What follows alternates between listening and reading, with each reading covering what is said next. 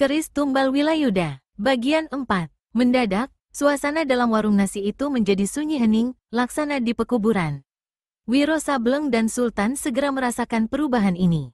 Sultan putar kepala memandang berkeliling, sedang Wiro Sableng putar bola matanya memandang cepat ke beberapa jurus. Dari pintu muka warung masuk seorang berpakaian kotor compang camping dan bertambal-tambal.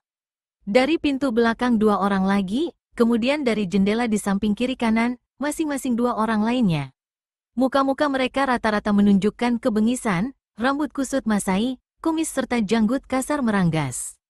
Beberapa orang tamu yang sedang makan dalam warung, melihat gelagat yang tidak baik ini segera jauhkan diri ke pojok. Sultan dan pendekar 212, karena merasa tidak ada sangkut paut apa-apa dengan ke-10 manusia itu, tanpa ambil peduli, terus menyantap hidangan mereka. Tiba-tiba, salah seorang yang datang dari pintu depan hantamkan tangan kanannya ke muka. Angin deras melanda meja makan di hadapan Wiro serta Sultan. Meja kayu yang besar dan berat itu tak ampun lagi mental melabrak dinding warung. Piring serta gelas di atasnya berpelantingan pecah. Namun, di saat itu pula, baik pendekar 212 maupun Sultan telah melompat ke samping dan berdiri saling memunggungi. Serentak dengan itu, maka 10 manusia yang berpakaian compang camping sudah mengurung keduanya dengan rapat.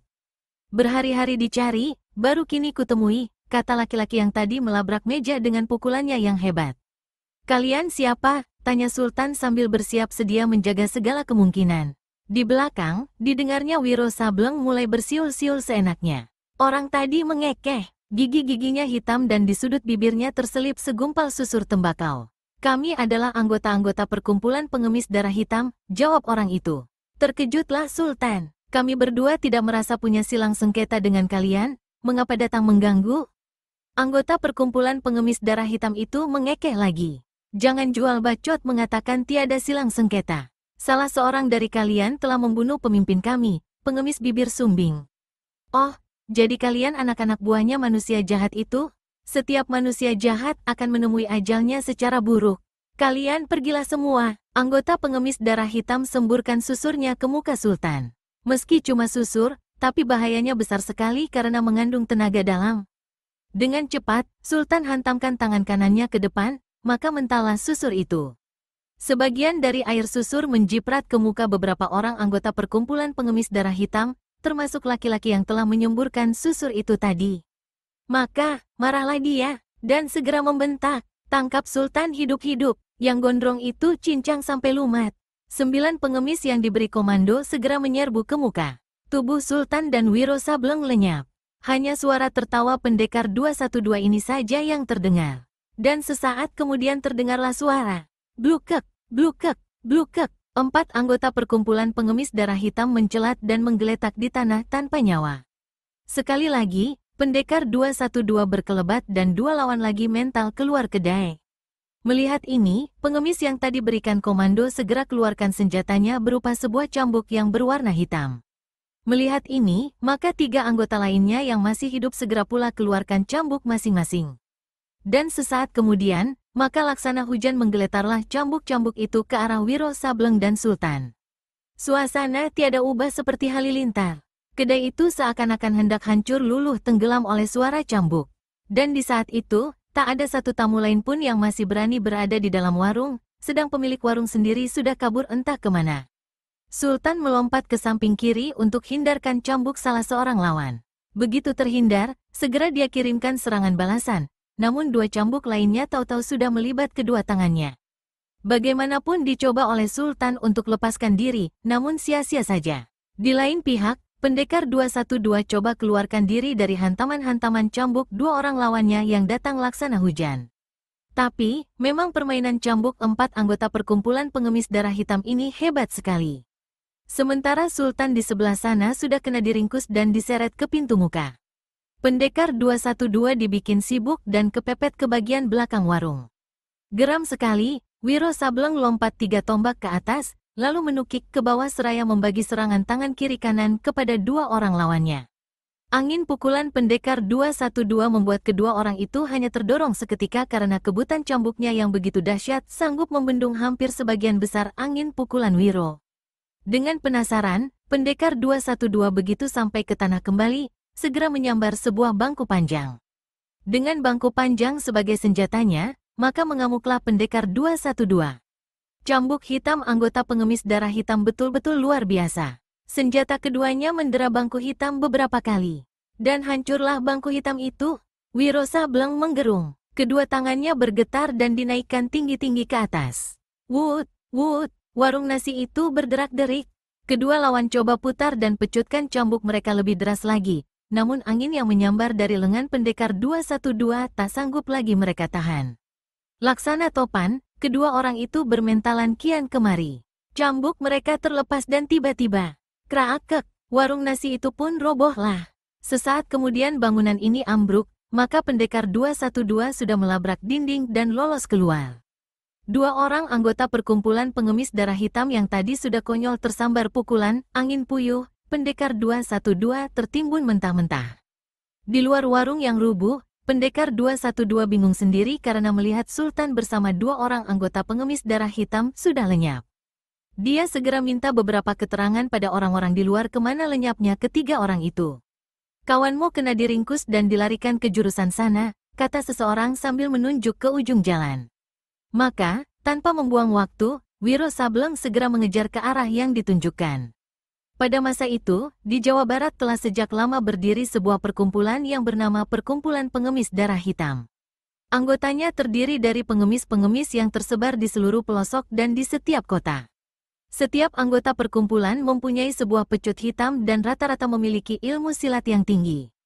Tentu saja karena hampir setiap tempat dan daerah anggota Perkumpulan Pengemis Darah Hitam ada, maka segala sesuatu peristiwa besar dan rahasia dengan sendirinya diketahui oleh mereka. Demikian juga dengan peristiwa jatuhnya Banten ke tangan pemberontak dan lenyapnya Sultan serta keris tumbal Wilayuda. Yang terakhir sekali, mereka juga mengetahui hubungan Sultan dengan Anjarsari. Maka, pucuk pimpinan perkumpulan segera menyebar anak-anak buahnya untuk mendapatkan keris tumbal Wilayuda, mencari Sultan, serta menculik Anjarsari. Demikian besarnya hasrat mereka untuk berhasil dalam rencana tersebut, maka sampai-sampai salah seorang dari pucuk pimpinan yang terdiri dari 3 pengemis berkepandaian tinggi, memutuskan untuk turun tangan.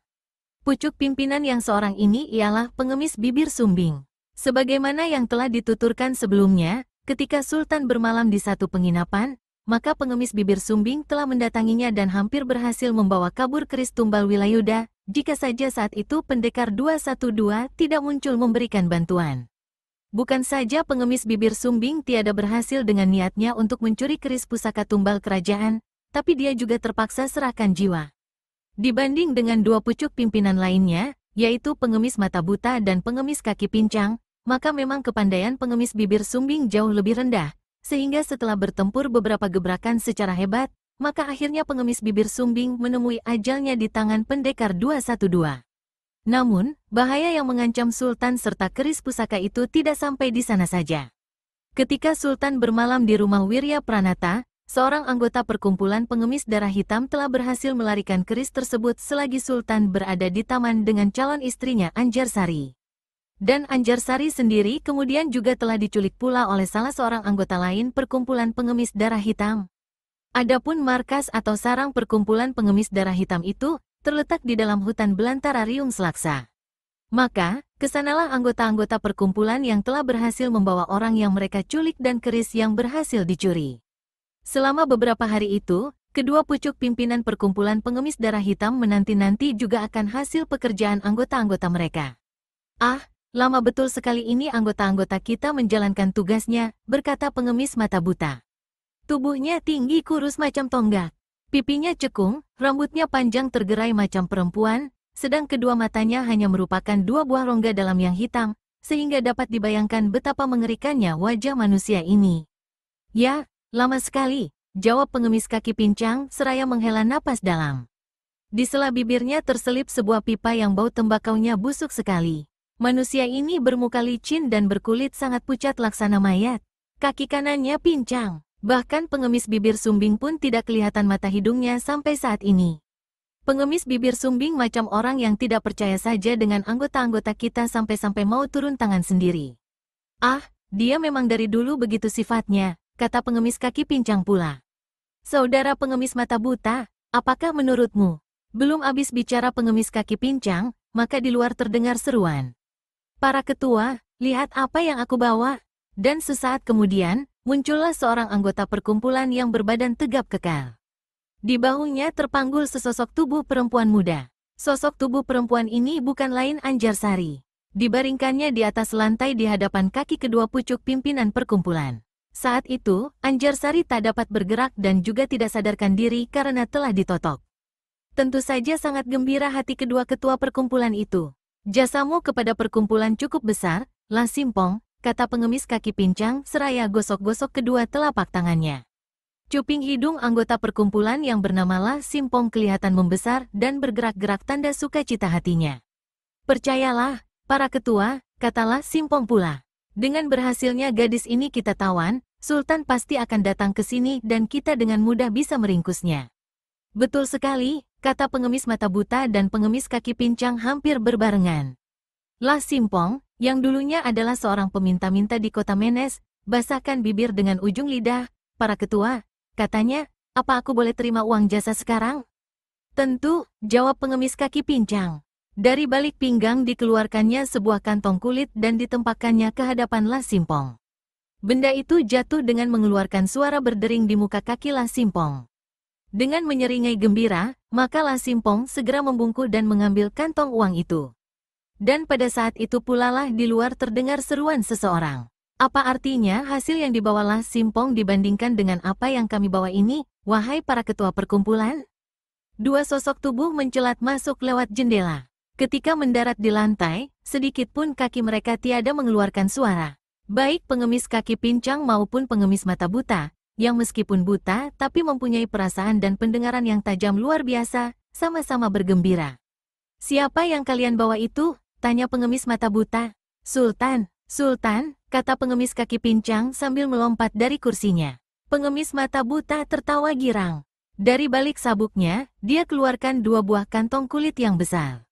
Ini terima, katanya. Dua orang anggota pengemis darah hitam tadi segera menyambutinya.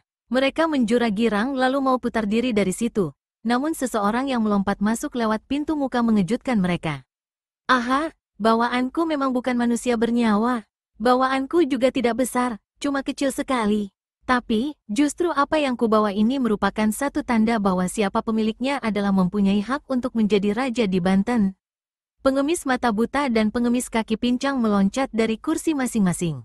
Mata picak, apakah kau berhasil mencuri keris tumbal Wilayuda? Seru pengemis mata buta dengan nada gembira. Anggota perkumpulan yang bermata buta sebelah dan bertampang angker itu tertawa mengekeh. Nama sebenarnya tak satu anggota atau pemimpin perkumpulan yang tahu. Karena itu, dia dipanggil dengan gelaran mata picak. Dibandingkan dengan pengemis bibir sumbing, maka kepandaian mata picak 3 tingkat lebih tinggi. Ditambah lagi bahwa dia mempunyai keistimewaan tersendiri, yaitu mempunyai senjata rahasia paku beracun. Kepandaiannya ini juga diturunkannya kepada anggota perkumpulan, termasuk para pucuk pimpinan, sehingga lambat laun senjata rahasia itu pun disebut paku darah hitam, sesuai dengan nama perkumpulan mereka. Dengan ketinggian ilmu silat ditambah dengan kelihayannya memainkan senjata rahasia, paku darah hitam, maka sebenarnya mata picak adalah lebih tepat untuk menjadi pimpinan perkumpulan daripada pengemis bibir sumbing. Namun, pengemis bibir sumbing sudah belasan tahun memasuki perkumpulan, bahkan dialah yang mula-mula mempunyai prakarsa untuk mendirikan perkumpulan pengemis darah hitam itu. Kita pesta tuak malam ini, seru pengemis mata buta. Pesta tuak dan anggur, menimpali pengemis kaki pincang. Kedua pimpinan perkumpulan itu sama-sama mengeluarkan sebuah kantung uang dan melemparkannya ke hadapan mata picak. Memang inilah yang ditunggu-tunggu oleh si mata picak. Dengan segera, kedua kantung uang itu disambutinya. Dia menjura, belum lagi sempat dia berdiri tegak dari menjuranya itu, maka dari pintu muka masuklah seorang anggota perkumpulan. Mukanya tak kalah bengis angker, namun di saat itu tampang itu kelihatan sedikit pucat, lesu dan kuyu. Pengemis kaki pincang kerutkan kening melihat anggotanya ini. Tak biasanya Kuntawana berparas semurung itu. Maka, bertanyalah dia, kabar apakah yang agaknya kau bawa dari luar rimba, Kuntawana? Kuntawana juga sudah kembali, ujar pengemis mata buta. Anggota yang baru datang itu menjura. Dihelanya napas panjang lalu berkatalah dia. Aku membawa kabar buruk, para ketua. Kabar buruk bagaimana? Tanya pengemis kaki pincang. Sementara yang lain-lainnya juga tujukan perhatian terhadap Kuntawana. Kemarin, aku memasuki kota Asoka. Kota itu tengah berada dalam kegemparan karena menemukan sesosok mayat di belakang bengkel kuda. Ketika aku menyeruak di antara orang banyak, ternyata mayat itu adalah mayat ketua pengemis bibir sumbing. Terkejutlah semua orang. Ada keanehan dalam cara matinya. Keanehan bagaimana maksudmu? Tanya pengemis mata buta. Kulit keningnya hitam, dadanya biru. Sedang pada kulit kening yang hitam itu tertera 3 buah angka. Angka 212. Terjadilah perubahan pada air muka pucuk pimpinan perkumpulan pengemis darah hitam. Pengemis kaki pincang memandang pada pengemis mata buta. Pengemis mata buta sendiri di saat itu merenung. Bagaimana pendapatmu, ketua pengemis mata buta? Bertanya pengemis kaki pincang. Sejurus lamanya, barulah menjawab pengemis mata buta itu. Nada suaranya kentara berubah sekali kali ini. Sesudah hampir 40 tahun menghilang tak tentu rimbanya, ternyata dia muncul kembali. Dia adalah momok yang menakutkan bagi tokoh-tokoh silat golongan hitam macam kita ini, ketua kaki pincang. Pastilah dia muncul untuk kembali menghancurkan golongan kita seperti 40 tahun yang lalu itu. Maksudmu pendekar 212 kapak maut naga geni si Sinto Gendeng itu? Tanya pengemis kaki pincang. Siapa lagi? Ah, kalau dia memang muncul untuk maksud yang seperti masa lampau, dia salah perhitungan. Dunia persilatan dulu tidak sama dengan dunia persilatan masa sekarang. Golongan hitam banyak maju pesat, banyak mempunyai tokoh-tokoh kosen serta lihai dan sakti. Sinto Gendeng boleh datang kemari. Dan itu berarti dia antarkan nyawa sendiri? Pengemis mata buta menarik napas dalam. Kita tak bisa menganggap enteng momok perempuan itu, ketua kaki pincang, kata pengemis mata buta pula. Ketahuilah, kedua mataku yang buta ini, dialah yang telah mengoreknya dulu. Kagetlah pengemis kaki pincang. Matanya mendelik dan dipandanginya paras rekannya itu. Akhirnya, dia memandang ke jurusan lain karena merinding juga kuduknya memandang lama-lama pada rongga-rongga mata yang menggigitkan itu. Suasana hening seketika, dan keheningan itu dipecahkan oleh bentakan pengemis mata buta. Kuntawana, apa yang kau telah lakukan terhadap mayat ketua pengemis bibir sumbing? Terkejutlah Kuntawana. Jawab, apa sesudah kau temui lantas kau tinggal begitu saja? Ketua, di saat itu mayat ketua pengemis bibir sumbing dikerumuni oleh banyak orang. Di antaranya beberapa prajurit kerajaan. Tak mungkin bagiku. Tutup mulut, kesalahanmu besar. Kau dipecat sebagai anggota perkumpulan. Muka Kuntawana menjadi pucat. Ketua, diam. Lekas angkat kaki dari sini. Para ketua, diam. Berlalulah sebelum amarahku lebih memuncak, bentak pengemis mata buta. Kuntawana menyuruh mundur. Aku bersedia kembali ke Asoka untuk mengambil mayat ketua bibir sumbing. Tak perlu, jawab pengemis mata buta tetap keras. Aku bisa suruh anggota yang lain. Maka membesilah paras Kuntawana. Baik, aku akan pergi, tapi serahkan dulu uang jasaku. Kurang ajar, kau berani bicara seenaknya demikian rupa? Ini bagianmu. Pengemis mata buta kebutkan lengan jubah hitamnya. Satu gelombang angin dahsyat melanda ke arah Kuntawana. Terkejutlah Kuntawana. Dia tahu betul pukulan yang dilancarkan oleh si mata buta itu. Pukulan 1000 topan. Dengan cepat, Kuntawana melompat ke atas. Namun dia tak bisa melompat tinggi karena bangunan di mana mereka berada mempunyai loteng yang rendah. Celaka, mampuslah aku, kata Kuntawana di dalam hati. Namun, pada detik yang berbahaya itu, dari jendela samping satu larikan sinar merah menyambar memapaki angin pukulan 1000 topan, dan sekejap itu juga buyarlah pukulan pengemis mata buta, dan selamatlah Kuntawana. Pengemis mata buta seorang yang mempunyai perasaan luar biasa. Sepasang telinganya bukan saja tajam, tapi juga merupakan sebagai sepasang mata baginya. Dia menoleh ke jendela. Keparat yang suka ikut campur urusan orang, coba perlihatkan diri, bentaknya. Di luar terdengar suara tertawa bergelak. Sesaat kemudian, sesosok tubuh berjubah merah dan berkerudung kain merah, dengan gerakan yang sangat sebat dan enteng sudah menjejakkan kaki di lantai ruangan. Iblis pencabut sukma, teriak pengemis kaki pincang berbarengan dengan anggota-anggota perkumpulan lainnya. Wajah mereka mengkerut tegang, orang berkerudung merah keluarkan suara tertawa mengekeh kembali. Pengemis mata buta rangkapkan kedua tangannya di muka dada. Kiranya iblis pencabut sukma, pantas keras dan hebat angin pukulannya. Tapi, gerangan apakah yang membuat kau datang ke sini serta mencampuri urusan perkumpulan kami? Laki-laki berkerudung yang merupakan wakil ketua perkumpulan iblis pencabut sukma lagi-lagi tertawa mengekeh. Ketua-ketua perkumpulan pengemis darah hitam, kuharap tanpa banyak bicara, segeralah serahkan keris tumbal Wilayuda, Sultan Hasanuddin, dan gadis itu kepadaku. Ini suatu hal yang tidak kami sangka. Rupanya kau juga inginkan semua itu. Heh, hidung kerbau, maki iblis pencabut sukma. Aku bilang jangan banyak bicara. Serahkan cepat, atau seluruh perkumpulanmu akan kulabrak. Kalau tak salah, kita ini masih sama-sama satu golongan. Kenapa harus bikin persoalan begini rupa? Semua manusia berhak memang memiliki keris dan kedua manusia yang kau katakan itu. Dan pihakku telah berhasil menguasainya, kau terlambat. Itu adalah salahmu, Sen. Katakan saja kau tak mau menyerahkan apa yang aku minta, memotong iblis pencabut sukma. Untuk mendapatkan semua itu, pihakku sampai korbankan salah seorang ketuanya. Sekarang kau seenaknya meminta, aturan macam mana yang kau pakai, kata pengemis kaki pincang. Kaki pincang, kau menentukan kematianmu sendiri dengan bicara macam begitu. Pengemis kaki pincang tertawa tawar. Orang lain mungkin takut pada kau. Tapi, aku pengemis kaki pincang boleh dicoba nyalinya. Iblis pencabut sukma tertawa gelak-gelak. Kedua kakinya merenggang. Dalam satu jurus, kau akan konyol ke akhirat, pengemis kaki pincang. Coba saja, aku mau lihat, kata pengemis kaki pincang dengan tertawa menghina. Sementara itu, telinganya mendengar suara rekannya si mata buta yang disampaikan dengan ilmu menyusupkan suara. Ketua kaki pincang, hati-hatilah. Manusia ini berbahaya. Ketika iblis pencabut sukma angkat tangan kanan ke atas, dan ketika pengemis kaki pincang pusatkan tenaga dalamnya ke tangan kiri, tiba-tiba Kuntawana melompat antara tengah-tengah kedua orang itu.